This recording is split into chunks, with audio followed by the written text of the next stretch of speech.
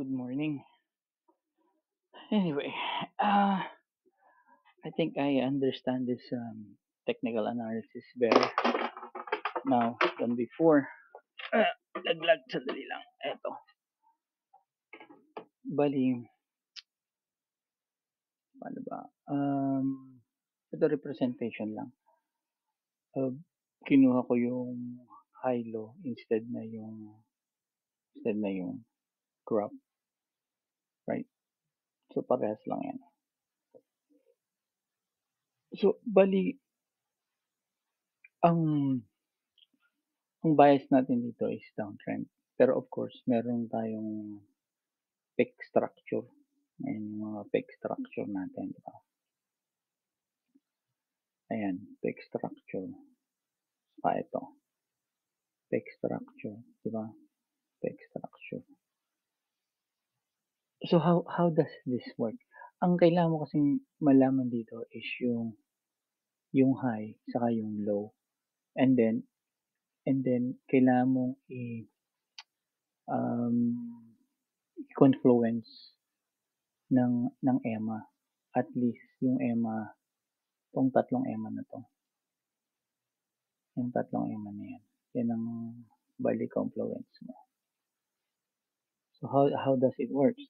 Katulad nito, downtrend tayo pero nasa ng uptrend, di ba? So ang ang mag-start tayo syempre dito sa higher high, yan. Higher high. Downtrend tayo, so hinahanap natin tong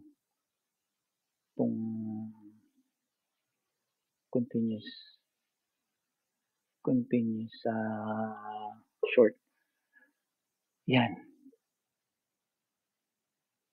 So ang hinahanap mo dito ay ito.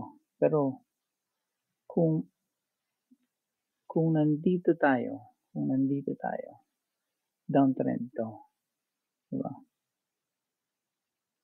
Ito downtrend yan. Let's say downtrend yan. Yan.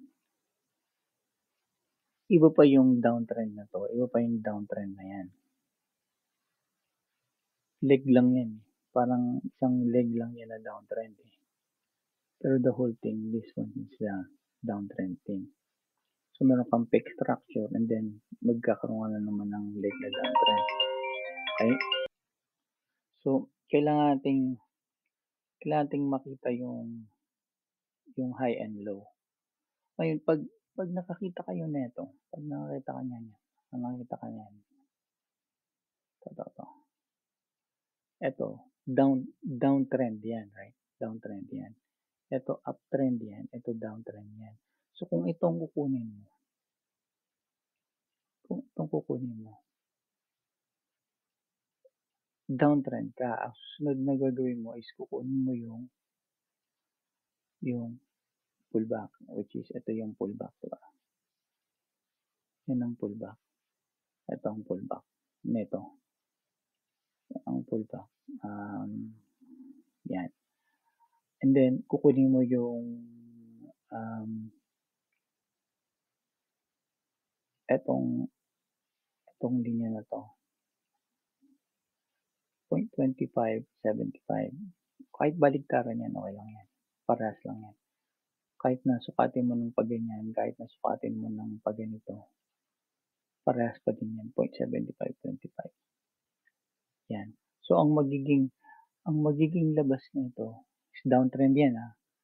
Downtrend yan. Ang magiging labas niyan is ganyan. And then, pullback, and then downtrend. Right? So tama ito. Pero, pag nasa middle ka ng parallel,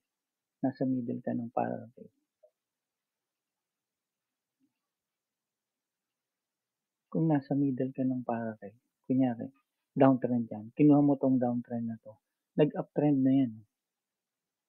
Nagets mo? E di, ito tama ito, nag-downtrend siya. Pero, paano kung nandito ka na sa gitna? Like, kinuha mo yan. Downtrend yan. So sabihin nating downtrend yan. Ang magiging labas yan is ito yung downtrend mo, ito yung pullback mo, ito yung uh, till it breaks, right? Pero hindi dumiretso sa baba, umangat sa taas. Diyan kasi nagkaroon ng reversal. Ibig sabihin, pag nag pag kinuha mo yung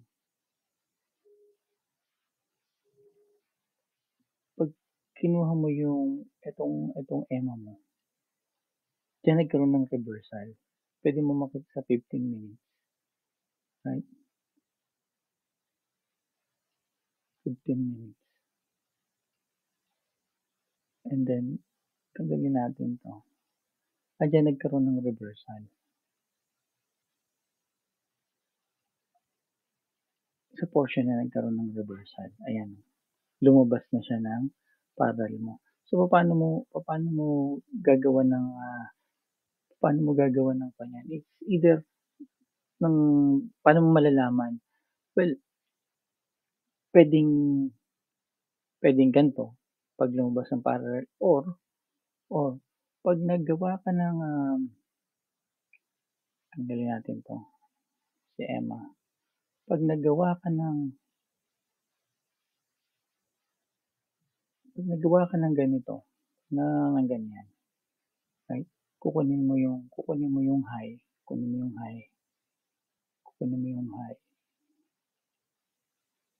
mo yung low. And then, pwede mong tingnan yung EMA sa lower time frame, right? Kahit itong 50 to 100. Yan, pwede mong tingnan yan. Kung nagsara na siya. Pwede mong tingnan tong barrel mo kung lumabas na. Pero, ang pinakamaganda dyan, ito, nakita ko lang, napansin ko lang. Ang pinakamaganda yan. E di, nakuha mo na tong high and low mo. Let's say, mamaya, gagawin ko rin yan mamaya. Ito mo na yung high and low mo. Anong susunod mong kukunin dito? Ang susunod mong kukunin dito is yung pullback, diba? Yung pullback. Ito yung pullback. Yan ang pinakamalapit na pullback. Ito yung pinakamataas na pullback. Ayan. So, yan na yung pullback mo. Ayan. So, ito yung resistance. Ito yung support, right? Ito yung pullback. Right? Ang kinukuha mo, ito. So, ibig sabihin ito. Pag ito ang kinukuha mo, yan ang kinukuha mo yan. Yan. Ibig sabihin yan, short. So, ang isip mo dyan is short yan. Pupunta yan dito. Pupunta ng pullback. Tapos magha-high, maglo-low, and then babagsak. But that's not the case. Kasi ito na yung end na to ng trend eh. Nandito na yung change of character mo eh. Which is ito yung change of character mo. Ayan. So, pwede kang maglagay ng stop loss dito. Yan yung change of character mo eh. Hindi stop loss yan. Dito.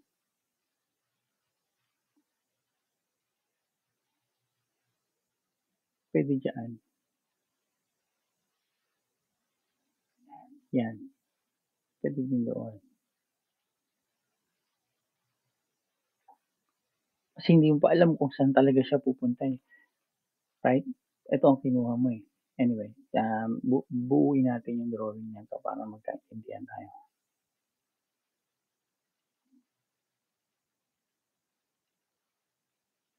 So, remember again, ito ang kinuha mo. Itong leg na to. So, itong leg na to is short. Ang continuation yan is short. So, ito na yung pullback. And then, from the pullback, magkukuha ka ng, kukunin mo yung, itong gitna. From the pullback. Yan ang iyong tawag na possible reversal until it breaks. Until one breaks, right? So, ang drawing mo nito is from here, pupunta doon, pupunta diyan, pupunta doon, and then babagsak. Hanggang mabagsak. So, ang stop loss mo niyan, nandito, doon, right? Or dito. Ayan, dyan. Yan ang stop loss mo. Either dyan or either gano'n. Nasa yan. Kaya nagkaganyan yan. Kaya nag-fail yan. Kasi ito na yung end nung EMA mo. Ito na yung end nung EMA mo. Kumbaga, ito na yung end nung buong, kasi downtrend pa rin yan. Yan na yung end para maggawa siya ng fake structure. Right? Paano siya magawa ng fake structure? Yan na yung end. So, balik tayo doon. Yan. Yan na yung end. So, gumawa na siya ng fake structure.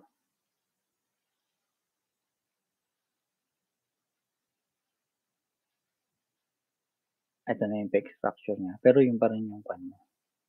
So, dyan nag-umpisa yung fake structure niya. May kita mo sa lower time frame. So, kailangan mo ng stop loss. Ngayon, balik tayo ulit dyan. Tanggalin natin itong EMA. E di, pwede mo ring, ito rin ng high, diba? High, and ito na yung low mo. So, yan na yung pan mo. Okay, meron pang isa. Meron pang isang pwede kang makita. Etong, hindi niya na binalikan. Hindi niya na nalagpasan tong ilalim. Yan. So, ang kinuha mo ito. Right? Kinuha mo ito. Itong leg na itong kinuha mo. Itong leg na yan ang kinuha mo. Yan. Tapos, ang pullback mo yun. Which is, hindi nga nag-work kasi hindi na na-break tong support. Ang nagkaroon ka ngayon is ito. Itong leg na to. Ito ang nag-work na leg. Ito. So, gagawin mo to. Kunin mo yung stop loss ka, di ba? Kunin mo yan. Tapos ito ngayon ang support mo. Ito ang support. Not support, ang pullback mo. Ito na ang magiging resistance mo. Ito pa rin ang yung support. Yan. Ganyan. So, ganyan ang drawing mo ngayon. Baliktad na, di ba? So, ang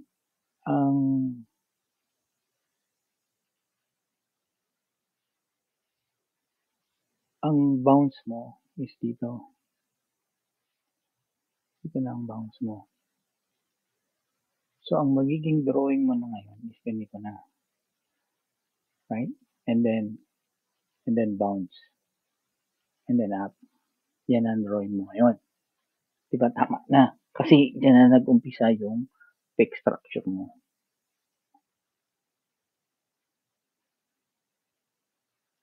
And then, ang measure niyan is usually pataas yan. Kukunin mo yung pababa. 1.6. Right? Doon lang ang trade natin, 1.6. Umabot din ng 2.16. Pero, nag-get niyo yan. So, ito yung una, dito unang nag-umpisa yung downtrend mo. Then, fake structure. Then, pababa na yan sa 4 hours. 4 hours. Yan. Ayan, pababa yan. So, itong wino-work natin is fake structure. Ito talagang structure natin. Right? Ito yung umaabot ng lumalagpas ng 2.6. Yan. Hanggang mabuo. Pero yung isang leg, usually nasa 1.618 lang. So, hanggang doon lang talaga ang trade.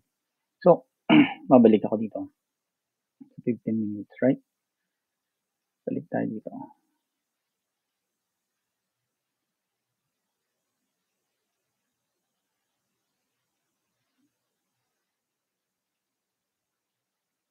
Ito, dito lang tayo. Ito lang ang ito lang ang ating ginagawa eh. Ito. So, mabalik tayo dito. So, ito, yung, yan yung pinakamataas, ito yung pinakamababa, and then ito yung peg structure. Dito tayo ngayon mag-concentrate sa peg structure, right? Ang peg structure, ngayon, bibigyan ko kayo ng magandang example nito dito. Yan, dito. Ito. So, ito yung una mong kinuha, hindi nag-work, di ba? Na stop loss kasi tumaas. Ang nag-work, etong leg na to. Hindi nag-work tong leg na to. Ang nag-work na leg, etong reversal niya. Break of structure. Break of character. Ito ang nag-work. Yan ang nag-work. Ito ngayon ang tingnan nyo. Ito maganda to. So, kunin natin tong length na to. Right? And kunin natin yung length na yan. Length na yan. So, support resistance and then ito. Saka ito. Itong apat na to. Yan. Yung apat na yan. Punta tayo ng 15 minutes. Yung ganito lang. So, 15 minutes. Yan natin na. Una mong kinuha to. Itong leg na to, right? So, and then kinuha mo yung measurement na ito. Hanggang doon. Yung measurement niya, ito ang nakuha mong pullback niya. Ito. Yung bounce niya. Ano bang tawag dito? Reversal. Yung bouncing reversal niya. Yan. Kinuha mo yan. So, ang drawing niyan is downtrend to. So, gagawin kong red to. Ang bouncing niyan is yun. And then reverse dito sa dalawa. Right? And then back. And then stop loss doon or dito. Yan. Stop loss. Yan. Kasi reversal na yan eh. Kaya hindi nag-work. Kaya nag-fail to. Pero kung ito ang kinuha mo, di fail na yan. Meron ka na nun. So, ito nang lukunin mo ngayon. Susukatin mo to. Right? Ito ang bounce nito. Ang pullback nito. 0.75. So, ito yung pullback niya. Ito ang pullback niya. Right? Yan. Pullback niya. Yan ang pullback. Ito yung pullback ng isa ng nauna. Yan, nauna. Yan. Ito yung pullback ng isa. So, susukatin mo ngayon yung from here sa taas. Kasi dito ako nag-umpisa eh. Pullback. And then, ito. Susukatin mo to. Ito to. So, ito yung pullback ng isa. Yan ang pullback ng isa. So, from here, punta siya dito. Then, magpo-pullback siya. And then, tataasan. So, yan yung isang pullback. Ayan, isang pullback. Gets? Na-gets? Ito yung pullback na tumama sa taas. Diba? Na-gets? Kasi dito na nagkaroon ng reversal eh. Kaya pumalpak na tong isang to. Nag-fail na yan. Ang nanalo itong pataas na. So, nandiyan na yung reversal mo. Ito yung maganda. Ano ang common? Diba? Ano ang common? Ang common na kahit na mag-fail pa yung dalawang yan, may kikitain ka pa din. Ito ang common. Common ang pinuntahan dun sa taas. Right? Common din ang binagsakan dito sa baba. right? Saan lang sila nag-iba? Pagdating na dito sa 4, yung isa umangat, yung isa bumaba. So, pupuwede nating i-trade 'to. Either bumaba siya o umangat, panalo tayo. Yun ang point ko. Yun ang point ko. Review niyo, 'di ba? 'Di ba ang saya? So itong common na 'yan, tatlo na 'yan, may pera diyan. Kahit saan magpunta ang market. Kasi common siya. Dito lang siya nag-iba. Diyan lang siya nag-iba. Dito lang siya nag-iba. Saka yung isa dito.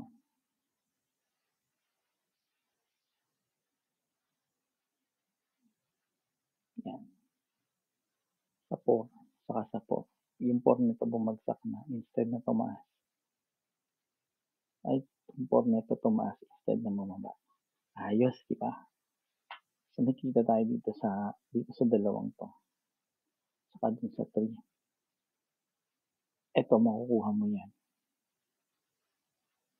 Dito sa ilalim, dito sa kabila. Kasi major yan. Makukuha mo yan dito. Ito. 0.75. Yan, pinakamalapit. Ito kasi lagpas na eh. Inimbalid na lahat yan. Liquidate lahat yan. Ito hindi niya rin na-liquidate. Last na yan. 0.75. So, makukuha mo yan.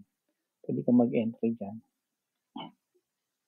And then, pwede mo sukatin tong pullback naman na ito, which is yun.